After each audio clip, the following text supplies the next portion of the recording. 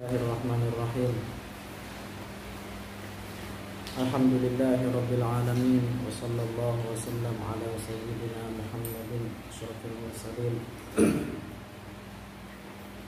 wa ala alihi wa sahabatihi thayyibin at-tahirin. Allahumma la sahla illa ma ja'altahu sahla wa anta taj'alul hazna ya hayyu ya qayyum idza syi'ta sahla. Allahumma 'allimna ma yanfa'una wa anfa'na bima 'allamtana wa zidna 'ilma wa na'udzu bika min hali ahli an-nar. Allahumma rzuqna al-ikhlasa fil niyyati wal qawli wal 'amal lillahi ta'ala. Jadi insyaallah kita hari ini akan membahas tentang penafsiran surah Al-Fatihah.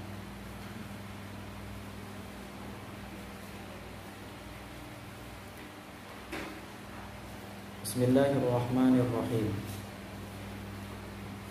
Bismillah itu merupakan suatu ayat dari surat Al-Fatihah menurut Imam Asy-Syafi'i. Dari situ tidak sah salat seseorang tanpa membaca bismillah. Adapun menurut pendapat Al-Imam Abu Hanifah dan Imam Malik itu maksudnya basmalah itu bukan merupakan suatu ayat dari Al-Fatihah. Jadi perbedaan pendapat di antara mereka, apakah bismillah itu merupakan ayat dari Al-Fatihah apa enggak? Itu. Imam Syafi'i mengatakan bahwasanya bismillah itu merupakan ayat dari surah Al-Fatihah dan tidak sah salat seseorang kalau tidak dibaca bismillah. Adapun menurut pendapat Imam Malik, pendapat Imam Abu Hanifah, bahwasanya bismillah atau basmalah itu bukan merupakan ayat dari surat Al-Fatihah. Sudah menjadi kebiasaan di kalangan para ulama, baik ulama salaf, mereka yang hidup 300 tahun pertama Hijriah, atau ulama khalaf sekalipun. Ini kebiasaan mereka ketika hendak memulai sebuah karangan, mereka memulai dengan bismillah. Ini oleh karena tujuan mereka itu bertabarruk.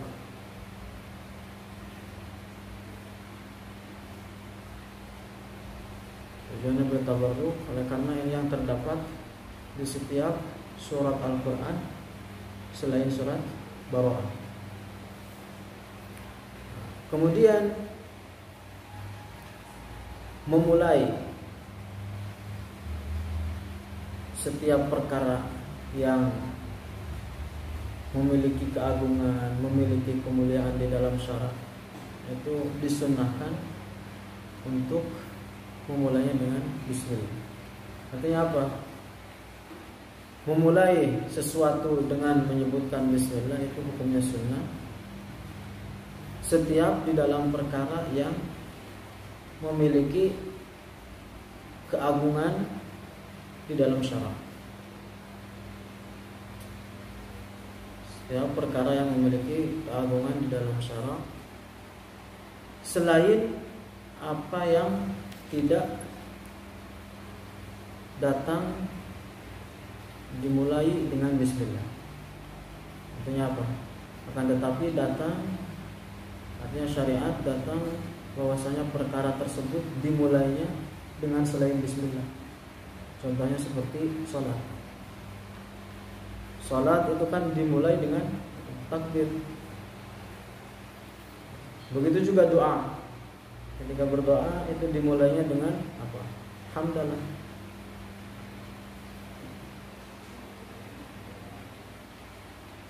Adapun setiap perbuatan maksiat ataupun setiap perbuatan yang dalam perbuatan tersebut tidak mengandung unsur ketaatan, tidak ada unsur qurbahnya, itu maka diharamkan untuk memulai perbuatan tersebut dengan membaca bismillah. Maka tidak boleh bagi mereka yang hendak meminum khamar untuk memulai dengan bismillah. Bahkan para ulama dari kalangan madhab Hanafi, kalau seandainya orang meminum khamar kemudian dimulai dengan bismillah, maka orang tersebut telah keluar dari agama Islam. Orang Hanafi, madhab Hanafi bilang seperti itu. Akan tetapi pendapat yang benar ketika hendak seseorang meminum khamar kemudian dia membaca bismillah, pendapat yang benar itu hukumnya tafsir. Jika dia membaca bismillah ketika hendak minum khamar tujuannya untuk bertabarruk, maka orang tersebut telah keluar dari Islam. Adapun jika dia bermaksud dengan baca bismillah ketika hendak meminum khamar supaya diselamatkan dari bahayanya khamar, maka itu hukumnya haram dan bukan merupakan suatu kekufuran.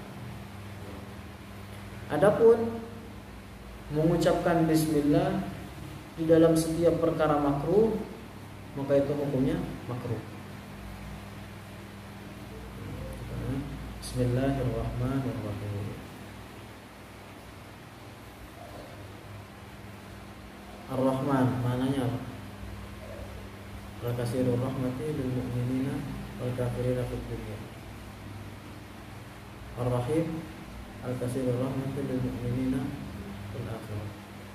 Terus alhamdulillahi rabbil alamin. Alhamdulillah apa maknanya?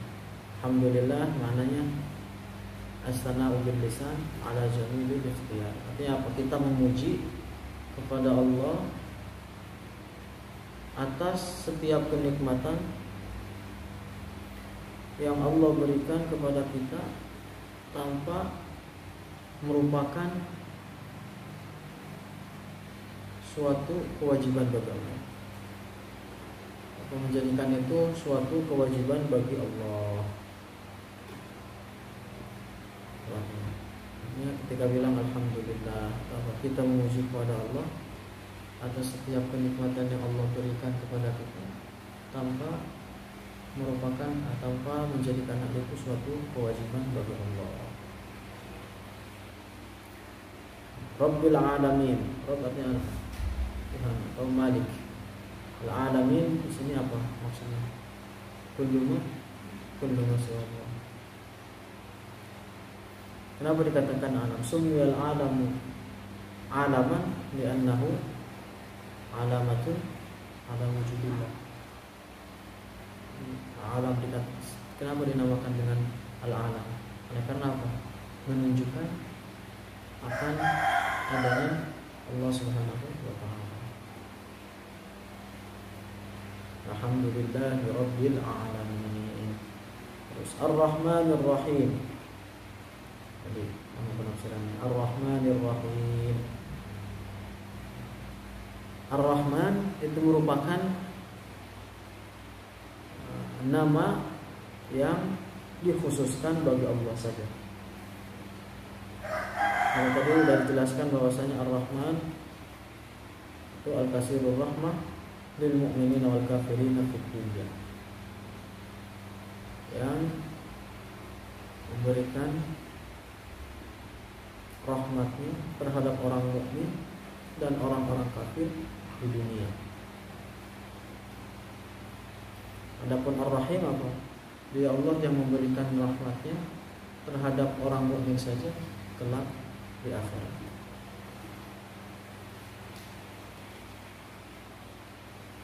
Dalam Al-Quran dijelaskan wa rahmati wasi'at kulla syai' fasa'aktubuha lilladzina yattaqun.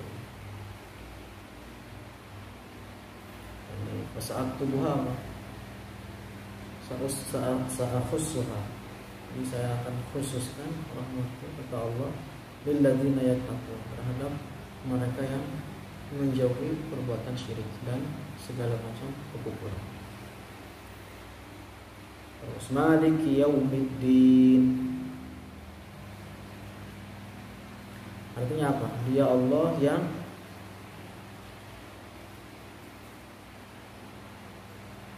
yatasarrafu fil makhluqati kama yasha. Dia Allah yang berkehendak atas seluruh makhluknya kama yasha.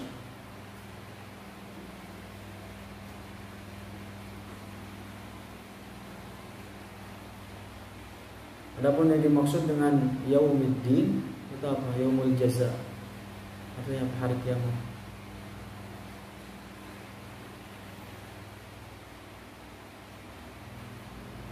Sedangkan kan Allah adalah pemilik segala sesuatu, segala sesuatu yang ada di alam ini, segala sesuatu dari makhluk. Lantas kenapa di dalam ayat ini dikhususkan hanya yaumuddin saja, atau yang dimaksud adalah yaumul jaza?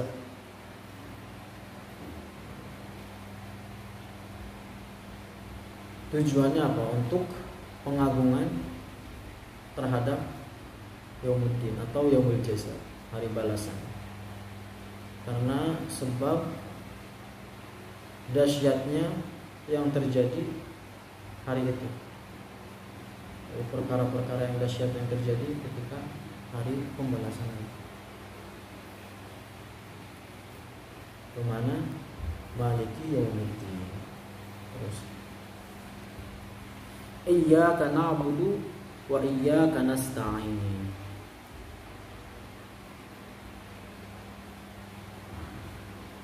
Di dalam ayat ini ada sebagian orang atau sebagian kelompok yang salah di dalam mentafsirkan ayat ini. Adapun pendapat ulama Ahlus Sunnah tentang penafsiran ayat ini, di antaranya Al-Hafidz Al-Lughawi Taqiyuddin As-Subki, beliau menafsirkan bahwa yang dimaksud dengan kata al-ibadah itu apa? Aqsa ghayatil khusyu'i wal khudu'. Jadi mana ayat ini iyyaka na'budu wa iyyaka nasta'in. Jadi mana iyyaka na'budu apa artinya di sini? Hanya kepadamu kami menyembah. Para ulama di antaranya Al-Hafidz Al-Lughawi Taqiyuddin As-Subki mengatakan bahwa definisi dari ibadah itu adalah aqsa ghayatil khusyu'i wal khudu'.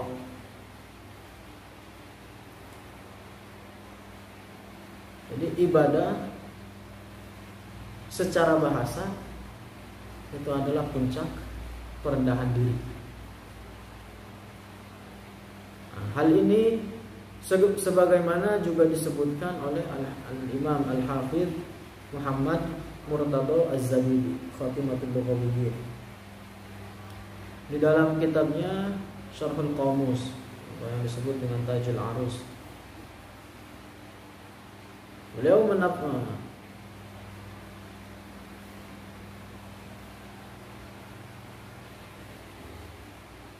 jadi tadi yang dituturkan Imam Taqiyuddin As-Subki juga dituturkan oleh Imam Murtadha Az-Zabidi dalam Syarhul Qamus. Kemudian di antara ulama yang menafsirkan seperti demikian juga Al-Imam Raghib Al-Asbahani. Jadi dia seorang ahli bahasa terkemuka dan menjadi rujukan di kalangan para ulama. Beliau mengatakan di dalam kitabnya Mufradat Al-Quran, Definisi ibadah beliau mengatakan al-ibadatu ghayatut tazallul. Ibadah adalah puncak perendahan diri.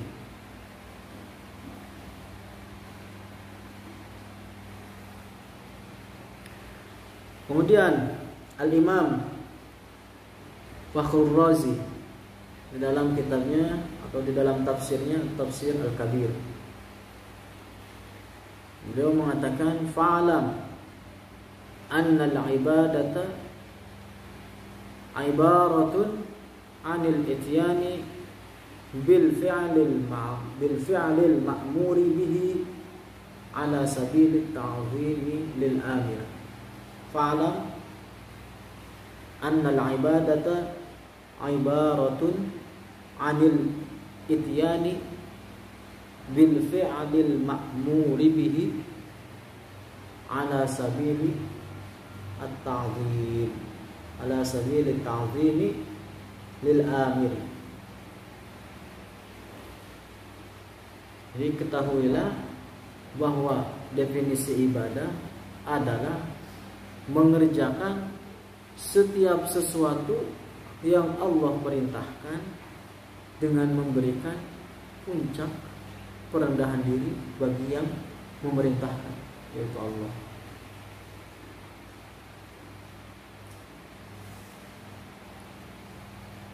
Nah, oleh karena itu, kalau seandainya makna dari ibadah adalah sekedar ketaatan terhadap makhluk dalam sesuatu apapun, baik itu perbuatan taat atau maksiat, maka para pegawai atau ummal yang berada di bawah perintah bos misalnya, atau berada di bawah perintah instansi atau pemerintahan, telah keluar dari agama Islam.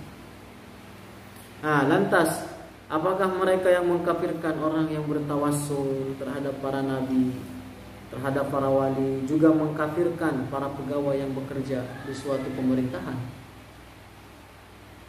Maka dengan demikian berarti mereka telah mengkafirkan diri mereka sendiri, karena mereka mentaati perintah atasan mereka. Dan mereka yang dimaksud adalah kelompok Wahabiyah, pengikut Muhammad ibn Abdul Wahab. Ya, apa? Mereka telah mengkafirkan diri mereka sendiri karena mereka mengatakan atau karena mereka mentaati atasan mereka dalam pemerintahan. Jadi berarti dengan demikian mereka telah mengkafirkan dirinya sendiri tanpa ia sadari. Jadi bahaya atau musibah terbesar kelompok Wahabi itu apa? Karena mereka tidak memahami mana ibadah yang sebenarnya. Musibah terbesar kelompok Wahabi di dalam mengkafirkan mereka yang bertawassul, mereka yang beristighosa, karena mereka tidak paham akan makna ibadah. Jadi mereka, orang-orang yang mengkafirkan pelaku, atau istilahnya mereka yang mengkafirkan orang-orang yang melakukan istighosa dengan para nabi, dengan para wali, hendaknya mempelajari terlebih dahulu makna ibadah secara bahasa Arab. Hendaknya mereka mempelajari makna ibadah di dalam bahasa Arab sebelum melontarkan kata kafir terhadap orang lain.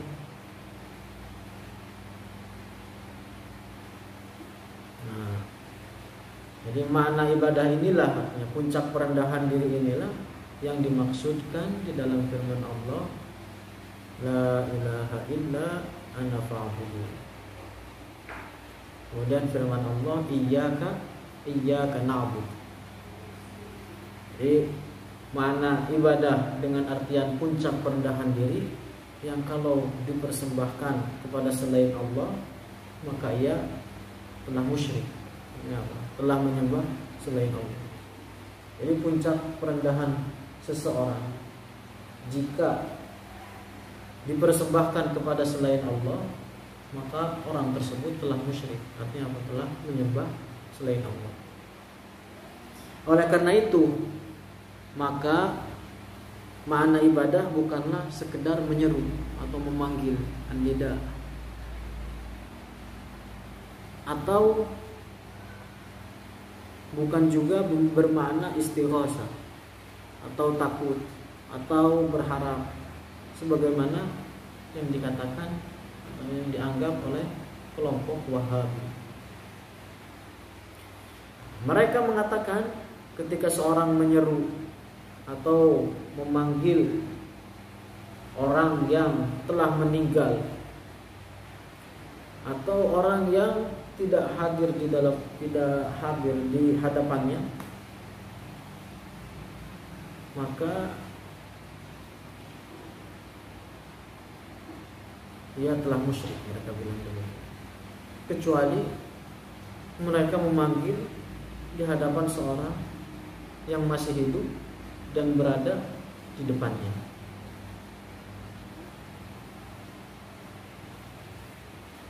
Jadi dengan demikian, menurut pendapat kelompok Wahabi, ketika ada orang yang mengatakan misalnya ya Muhammad atau misalnya ya Muhammad, orang tersebut telah keluar dari agama Islam. Alhamdulillah. Begitu juga dengan orang yang mengatakan ya Muhammad al-Madad, istighosah. Orang tersebut menurut kelompok Wahabi telah keluar dari agama Islam. Berarti dengan demikian kelompok Wahabi tidak paham makna ibadah secara bahasa.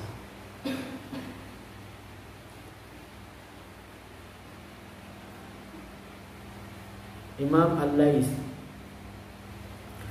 salah seorang ulama terkemuka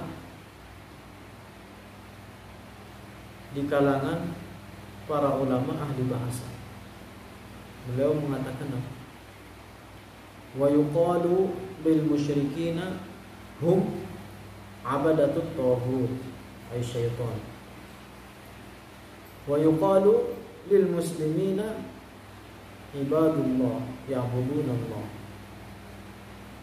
Yuqalu lil musyrikina hum abadatut taghut ay syaitan, wa yuqalu lil muslimina hum ibadullah ya'budunallah. Jadi dikatakan bagi orang-orang musyrik itu mereka para penyembah taghut atau asyaitan, dan dikatakan bagi orang-orang muslim yang menyembah Allah yang ibadullah atau para penyembah Allah.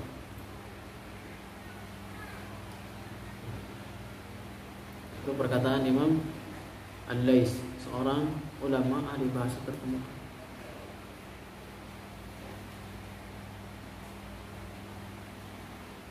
Adapun makna firman Allah wa'budu rabbakum, artinya sembahlah, itu artinya taatilah Tuhan kalian. Allah Ta'ala juga berfirman iyyaka na'budu wa iyyaka nasta'in, artinya apa? Kita mentaati Allah yang dibarengi dengan puncak perendahan diri.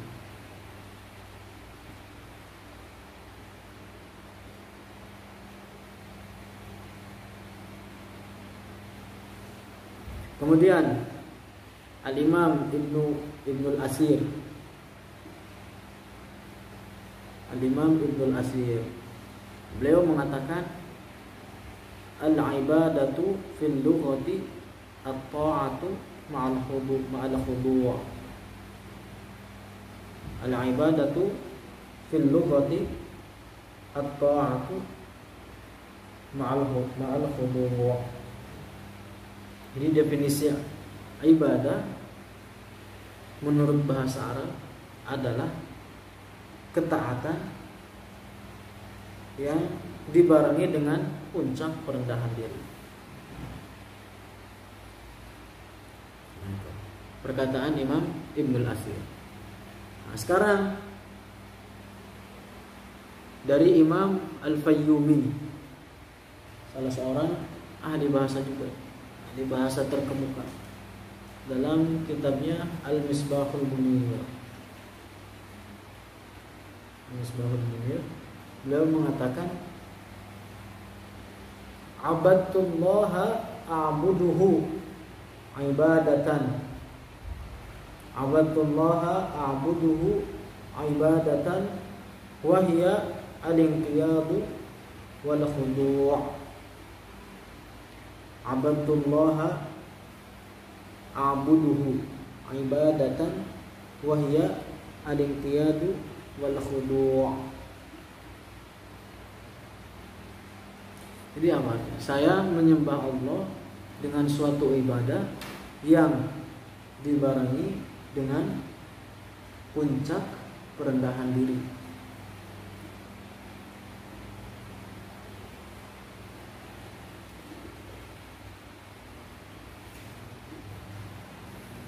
Kemudian Al-Imam Murtadha Az-Zabidi, ini bersinggung di depan. Murtadha Az-Zabidi mengatakan di dalam kitabnya Syarhul Qamus, al-ibadatu bil kasri at-ta'ah. Jadi ada at-ta'ah. Ibadah adalah suatu ketaatan. Dari sini muncul permasalahan. Misalnya ketika ada orang Wahabi atau semisalnya mengatakan, bukankah terdapat suatu penafsiran tentang firman Allah, ittakhadhu, tentang orang-orang Nasrani, ittakhadhu ahbarahum wa ruhbanahum arbabam min dunillahi wal masih ibn Maryam. Ya, mereka orang-orang Nasrani menyembah para pendeta mereka.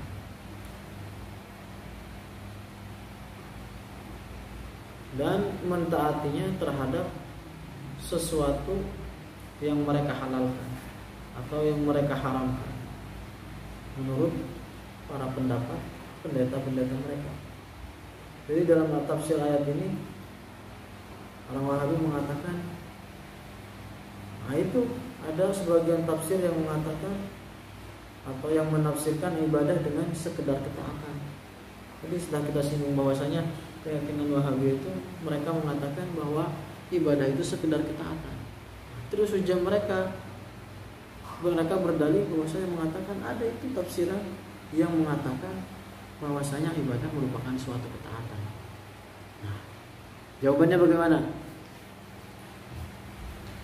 Jadi ini termasuk ke dalam definisi ibadah yang tadi kita jelaskan, yang puncak perendahan diri. Karena pada hakikatnya orang-orang Nasrani itu memberikan puncak perendahan diri mereka terhadap para pendeta mereka. Karena mereka meyakini bahwa para pendeta itu berhak untuk diberikan ketaatan secara hakikat. Ya, bukan hanya sekedar taat saja sebagaimana yang disangka oleh kelompok Wahabi.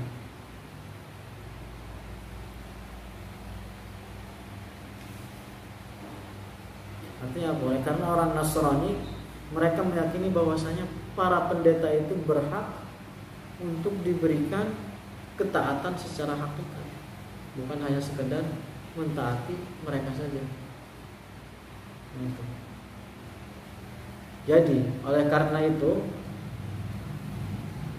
kalau ada seorang muslim yang mentaati atasannya atau mentaati bosnya misalnya, dalam suatu perbuatan maksiat. Akan tetapi mereka itu mentaatinya tidak seperti orang-orang Nasrani yang mentaati para pendeta mereka yang dibarengi dengan puncak perendahan diri. Jadi beda antara taatnya orang Nasrani dengan taatnya orang Muslim terhadap atasan mereka. Taatnya orang Nasrani terhadap pendeta itu beda dengan taatnya orang Muslim terhadap atasannya di instansi mana misalnya, terhadap bosnya misalnya.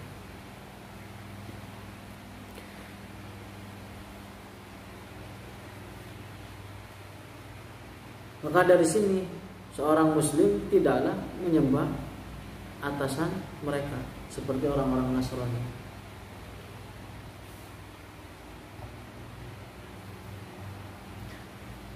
Jadi definisi ibadah bukan sekedar taat hanya seperti yang diklaim oleh kelompok Wahabi.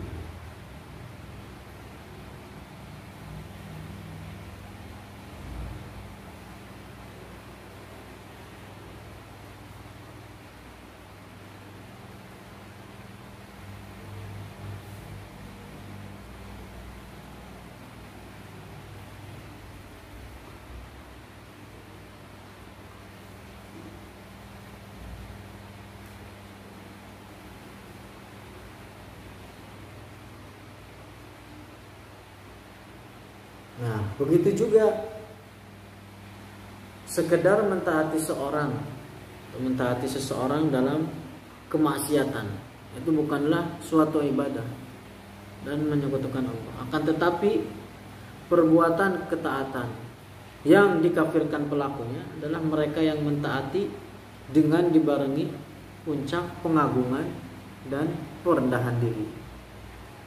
Dan inilah yang dimaksud para ulama ahli bahasa tentang ketaatan. Artinya apa? Ketika mereka mendefinisikan ibadah dengan suatu ketaatan, maka yang dimaksud adalah ketaatan yang khusus. Artinya tadi di kalangan para ulama ada yang mengatakan dari definisi ibadah itu apa? At-ta'ah. Artinya tidak sekedar ketaatan. Yang dimaksudkan oleh mereka itu bukan sekedar taat biasa, tapi yang dimaksud at-ta'atul makhsusah. Taat yang khusus yang dibarengi dengan puncak perendahan.